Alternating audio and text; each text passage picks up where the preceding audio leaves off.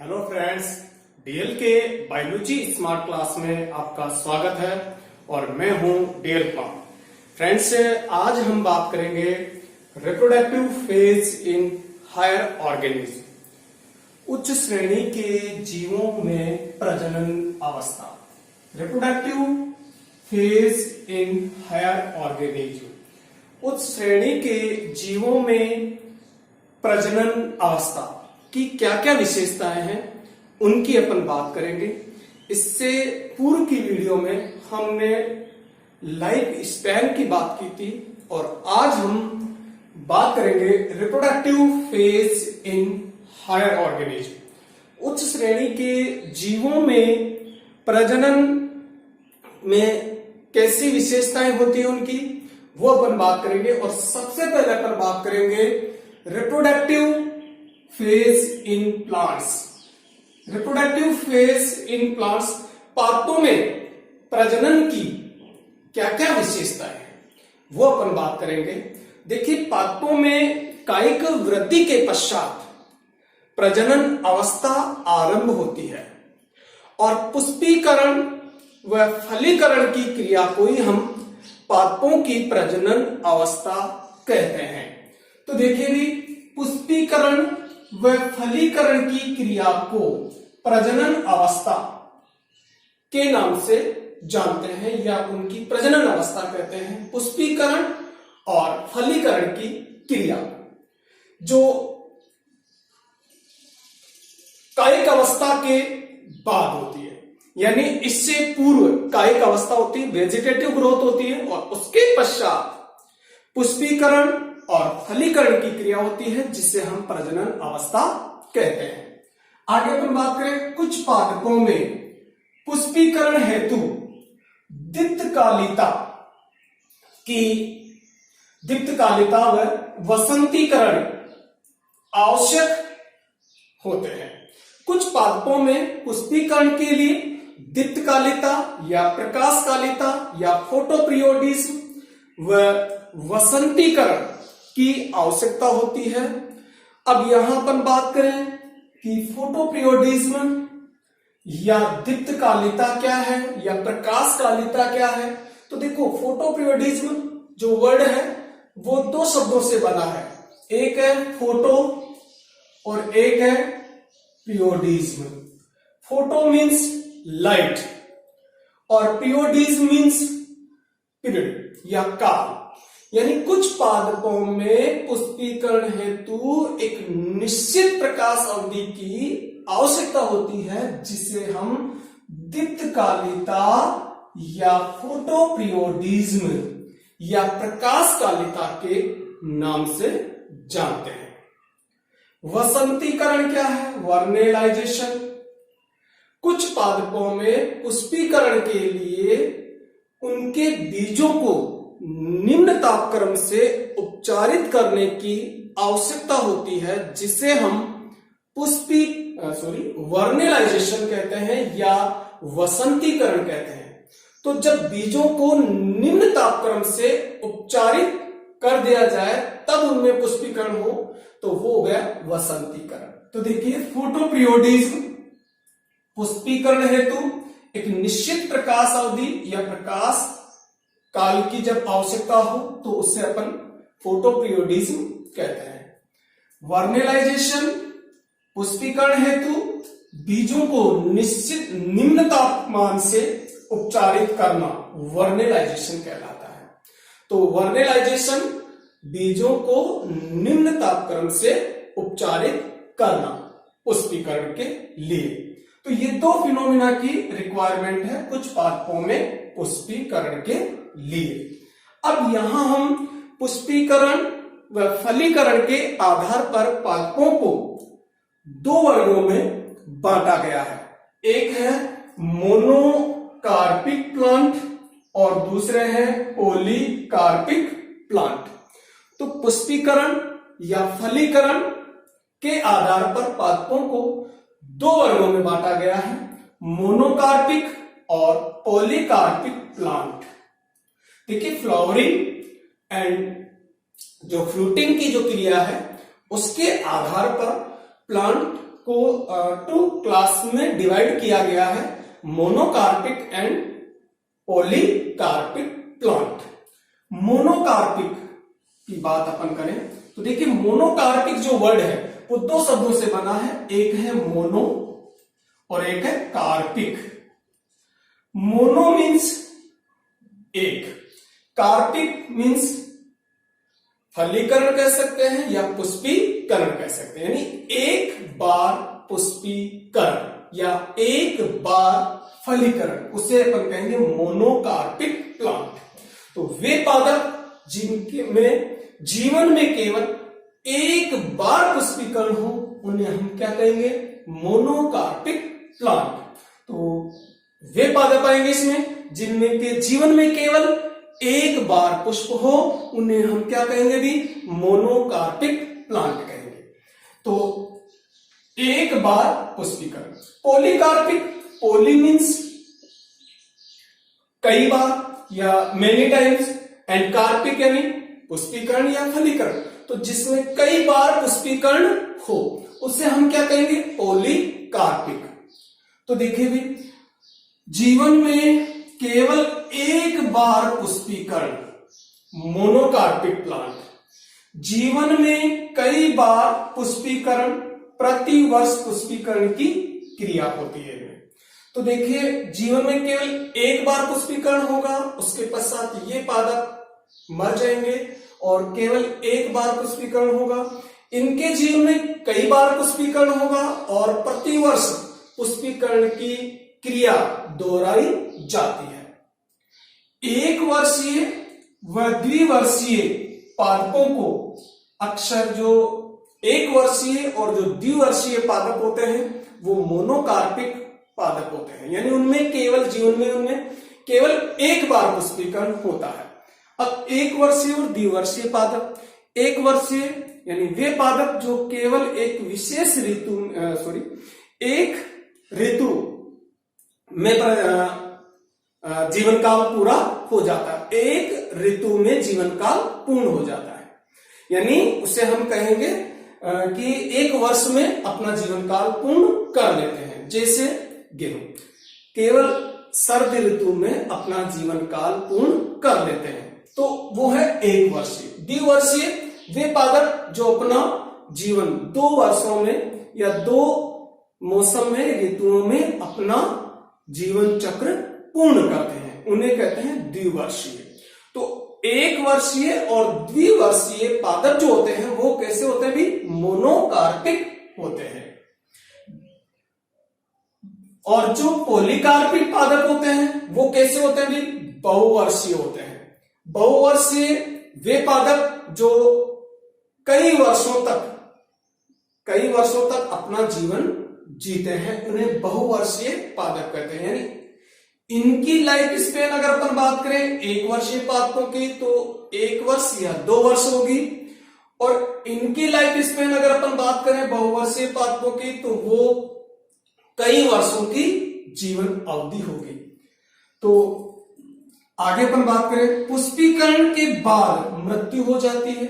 जितने भी 1 वर्ष मोनोकार्पिक पादप होंगे, पुष्पीकरण के बाद उनकी मृत्यु हो जाएगी। जैसे गेहूं, जौ, ज्वार, बाजरा, मक्का, चना, मूली, गाजर, ये सारे पादप 1 वर्षीय या द्विवर्षीय हैं और मोनोकार्पिक है। तो जीवन में केवल एक बार पुष्पीकरण होगा। अक्सर ये पादप 1 वर्षीय या द्विवर्षीय होते हैं। पुष्पीकरण के बाद मृत्यु हो जाती है। गेहूं, जौ, ज्वार, बाजरा, मक्का अंतर पुष्पीकरण काल नहीं होता है, यानी एक बार पुष्पीकरण होने के बाद दोबारा पुष्पीकरण होता ही नहीं, तो पुष्पों के या मध्य जो अंतराल है वो नहीं होता है। जीवन में कई बार पुष्पीकरण होगा, प्रति वर्ष पुष्पीकरण होगा। तो पौधों की कायिक वृद्धि के पश्चात जब प्रजनन अवस्था आरंभ होगी तो कई बार पुष्पीकरण होगा और प्रति वर्ष पुष्पीकरण होगा। जैसे आम, कायिक वृद्धि के पश्चात कई बार पुष्पीकरण होता रहता है, उसमें प्रति वर्ष पुष्पीकरण 1 बार पुष्पीकरण होता है। ये बहुवर्षीय होते हैं, परंतु अपवाद स्वरूप अपन यहां देखें वर्ष पर्यंत पुष्पीकरण। जो गुड़ैल का पौधा है बहुवर्षीय पादप है और उसमें प्रतिवर्ष नहीं, प्रतिवर्ष कई बार पुष्पीकरण की क्रिया दोहराई जाती है, जबकि इनमें वर्ष में एक बार पुष्पीकरण होता है, किंतु गुड़ैल में एक वर्ष में कई बार पुष्पीकरण की क्रिया दोहराई जाती है। पुष्पीकरण के बाद मृत्यु नहीं होती है इन पादपों की। एग्जाम्पल के रूप में आम, अमरूद, केला, सेब, अंगूर, संतरा, ये ऐसे पादप है जो कैसे है भी पॉलीकार्पिक है। अंतर पुष्पीकरण काल उपस्थित होता है, यानी एक बार पुष्पीकरण होने के बाद दोबारा जब पुष्पीकरण होगा तो उनके मध्य जो काल होगा उसे अपन कहेंगे अंतर पुष्पीकरण काल प्रेजेंट होता है। ठीक है, तो ये था मोनोकार्पिक प्लांट और पॉलीकार्पिक प्लांट में डिफरेंट या इनकी विशेषता। अब यहां पर अपन कुछ विशेष चीज बात करेंगे, नोट अपन बात कर रहे हैं यहां पर। एक है भी बांस का पौधा। बांस एक बहुवर्षीय पादप है, किंतु जीवन काल में केवल एक बार पुष्पीकरण होता है, यानी बहुवर्षीय होने के बावजूद भी कैसा है, मोनोकार्पिक पादप है। तो बांस बहुवर्षीय पादप है, किंतु जीवन में केवल एक बार पुष्पीकरण, और वो भी 48 से 100 वर्ष की आयु में होता है। और ये एग्जाम में क्वेश्चन कई बार पूछा जाता है कि बांस का पौधा मोनोकार्पिक है या पॉलीकार्पिक। तो ये मोनोकार्पिक है बहुवर्षीय होने के बावजूद भी। कब पुष्पीकरण होता है, तो 50 से 100 वर्ष की आयु में पुष्पीकरण की क्रिया होती है। यदि इस पौधे को कोई भी एक मैंने लगाया है तो इसमें पुष्पीकरण की क्रिया कब होगी, 50 वर्ष के बाद पुष्पीकरण की क्रिया होगी। एक अपन और एग्जांपल देखें, नीला कुरेंजी, नाम से पता लग रहा है नीला कुरेंजी, यानी नीले रंग के इसके पुष्प होते हैं और अति सुंदर ब्लू कलर के इसके पुष्प वॉयलेट कलर के पुष्प या ब्लू कलर के पुष्प आते हैं। तो इसका बोटेनिकल नेम है स्ट्रोबेलियंथस कुंथियाना, यानी नीला कुरेंजी या स्ट्रोबेलियंथस कुंथियाना बोटेनिकल नेम है। इसमें नीले रंग के जो कि बैंगनीता या बैंगनी कलर लिए हुए होते हैं कलर के पुष्प आते हैं। ये भी एक बहुवर्षीय पादप है और केरल, कर्नाटक, तमिलनाडु जो अपना साउथ इंडिया है, दक्षिणी भारत में केरल, कर्नाटक और तमिलनाडु, इन तीनों राज्य की का पहाड़ी क्षेत्र, हिल स्टेशन, जैसे नीलगिरी की पहाड़ियां कहते हैं, उन नीलगिरी की पहाड़ियों पर नीला कुरेंजी के पौधे देखने को मिलते हैं। और नीला कुरेंजी में 12 वर्ष के अंतराल में पुष्पीकरण की क्रिया होती है। 12 वर्ष के अंतराल में पुष्पीकरण की क्रिया होती है। अब तक जो पुष्पीकरण हुआ है वो हुआ सितंबर अक्टूबर में 2006 में हुआ पुष्पीकरण। उसके बाद सितंबर अक्टूबर 2018 में पुष्पीकरण हुआ था। और अब नेक्स्ट जो पुष्पीकरण होगा वो होगा सितंबर अक्टूबर 2030 में पुष्पीकरण होगा। यहां से भी एग्जाम में क्वेश्चन पूछा जाता है, हाल ही में नीला कुरेंजी में पुष्पीकरण कब हुआ, तो सितंबर अक्टूबर 2018 में पुष्पीकरण हुआ है। तो ये नीलगिरी की पहाड़ियों में अति सुंदर नीले रंग के पुष्प वाला एक पौधा है जिसमें 12 वर्ष के अंतराल में पुष्पीकरण की क्रिया होती है। तो ये थी भी रिप्रोडक्टिव फेज इन प्लांट्स। और अब अपन बात करें reproductive phase in animal. Animal में जो प्रजनन अवस्था है उनकी क्या क्या विशेषताएं होती है, तो जो उस श्रेणी के जो जंतु होते हैं उनमें लैंगिक जनन होता है, उनमें एसेक्सुअल रिप्रोडक्शन या वेजिटेटिव रिप्रोडक्शन नहीं होता है, उनमें सेक्सुअल रिप्रोडक्शन होता है। जो किशोर अवस्था के बाद प्रजनन अवस्था में होता है। तो किशोर अवस्था के बाद वाली अवस्था को अपन प्रजनन अवस्था कहते हैं, और प्रजनन अवस्था में ही रिप्रोडक्शन होता है। अब जो जंतु है उनमें दो प्रकार का प्रजनन होता है। एक होता है सतत प्रजनन, कंटिन्यूअस रिप्रोडक्शन। किशोर अवस्था के बाद किसी भी अवधि में प्रजनन हो जाए उससे अपन कहते हैं कंटिन्यूअस रिप्रोडक्शन। यानी किशोर अवस्था के बाद कभी भी प्रजनन हो जाए, जैसे मानव में, बंदर में, कपियों में, चिंपांजी में, इनमें किशोर अवस्था के बाद रिप्रोडक्टिव फेज में कभी भी प्रजनन की क्रिया संपन्न हो जाती है। इस प्रकार के प्रजनन को अपन सतत प्रजनन कहते हैं। आगे बात करें मौसमी प्रजनन, सीजनेबल रिप्रोडक्शन। किशोर अवस्था के बाद विशेष ऋतु में प्रजनन हो, रिप्रोडक्टिव फेज है उसमें एक विशेष ऋतु में ही प्रजनन हो तो उसे अपन कहते हैं मौसमी प्रजनन। इन जंतुओं को ऋतुनिष्ठ प्रजक के नाम से जानते हैं क्योंकि ये एक विशेष ऋतु में ही प्रजनन करते हैं। जैसे गाय, भैंस, बकरी, कुत्ता, इनमें एक विशेष ऋतु में ही प्रजनन होता है। उस श्रेणी के जो जंतु होते हैं जिनमें सेक्सुअल रिप्रोडक्शन होता है उनमें रिप्रोडक्टिव फेज में दो विशेष चक्र संपादित होता है और उनकी भी अपन यहां बात करेंगे। एक होता है रज चक्र या ऋतु चक्र या मिनेस्ट्रुअल साइकिल, जिसे शॉर्ट में हम एमसी कहते हैं। मासिक धर्म भी कह सकते हैं, इसे मासिक साइकिल भी अपन कहते हैं। बाकी मिनेस्ट्रुअल साइकिल होता है, रज चक्र या ऋतु चक्र के नाम से जानते हैं। ये क्या चक्र है और किन अवस्थाओं में होता है तो वो अपन बात करें। प्राइमेट्स गण की मादा जंतुओं में, प्राइमेट्स गण की मादा जंतुओं में ये चक्र होता है।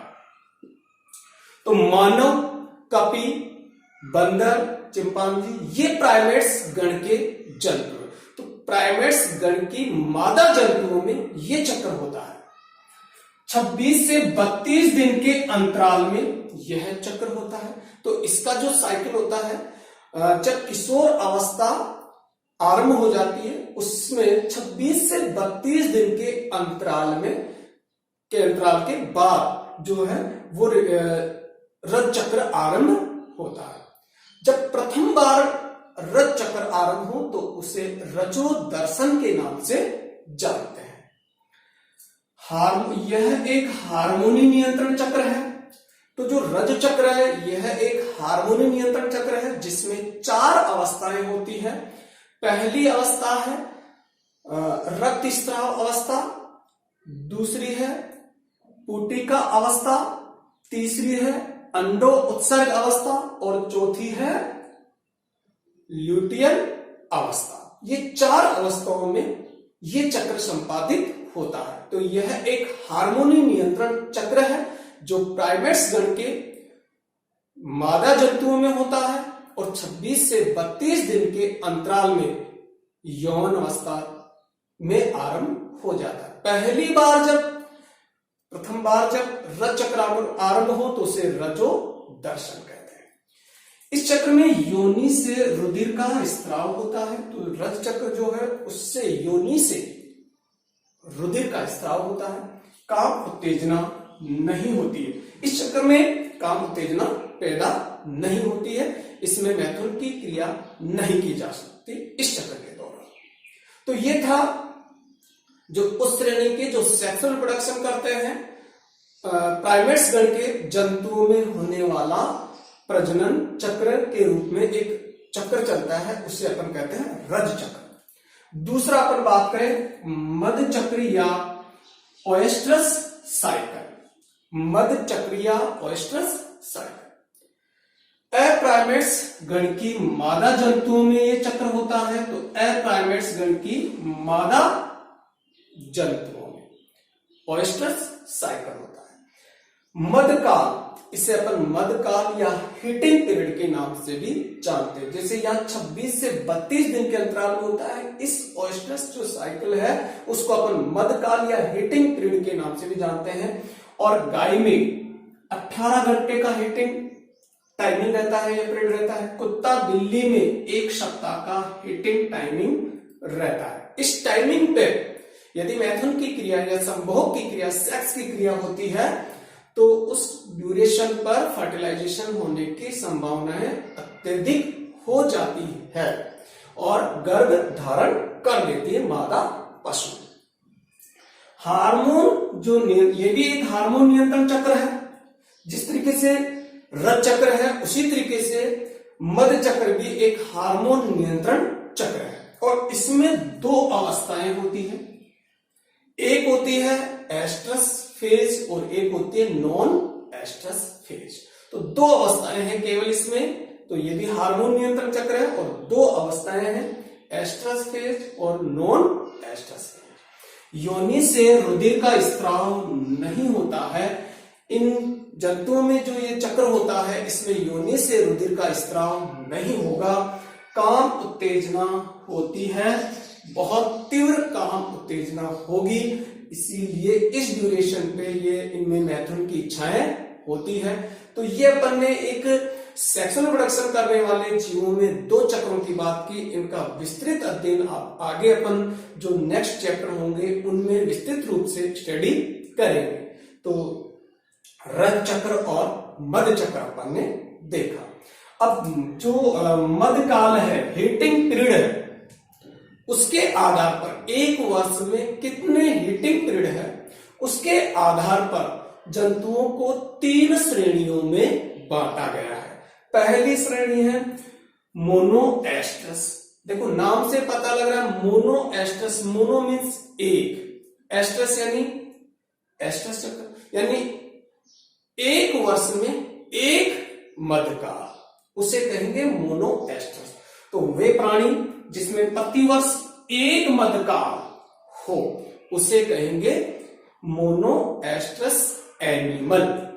एग्जाम्पल के रूप में गाय, भैंस और हिरण मोनोएस्ट्रस एनिमल है। दूसरे अपन बात करें बाईएस्ट्रस, वे एनिमल जो जिनमें 1 वर्ष में 2 एस्ट्रस क्या है, काल है, 2 एस्ट्रस पीरियड हो या 2 मध्य चक्र हो, उससे अपन क्या कहेंगे, बाईएस्ट्रस।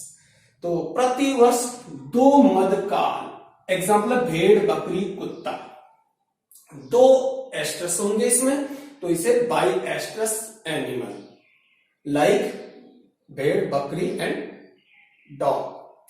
पॉलीएस्ट्रस, पॉलीएस्ट्रस नाम से पता लग रहा है, पॉली यानी बहुत, कई, एस्ट्रस यानी सर्कल, यानी जिसमें 1 वर्ष में 2 से अधिक हीटिंग पीरियड हो या एस्ट्रस पीरियड हो, उससे अपन क्या कहेंगे, पॉलीएस्ट्रस। तो प्रतिवर्ष 2 से अधिक मध्यकाल जिनमें हो उन्हें कहेंगे पॉलीएस्ट्रस।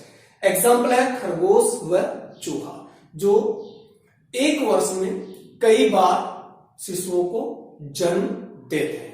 सिंपल रूप में आप इसको मोनोएस्ट्रस, बाईएस्ट्रस, पॉलीएस्ट्रस जो एनिमल है उनको आप यूं समझ सकते हैं कि जो 1 वर्ष में 1 बार शिशु को जन्म देते हैं मोनोएस्ट्रस, जो 1 वर्ष में 2 बार शिशुओं को जन्म देते हैं बाईएस्ट्रस, और पॉलीएस्ट्रस जो 1 वर्ष में 2 से अधिक बार शिशुओं को जन्म देते हैं पॉलीएस्ट्रस। फॉर एग्जाम्पल के रूप में खरगोश व चूहा। तो ये था फ्रेंड्स आज का अपना topic, reproductive phase in higher organism.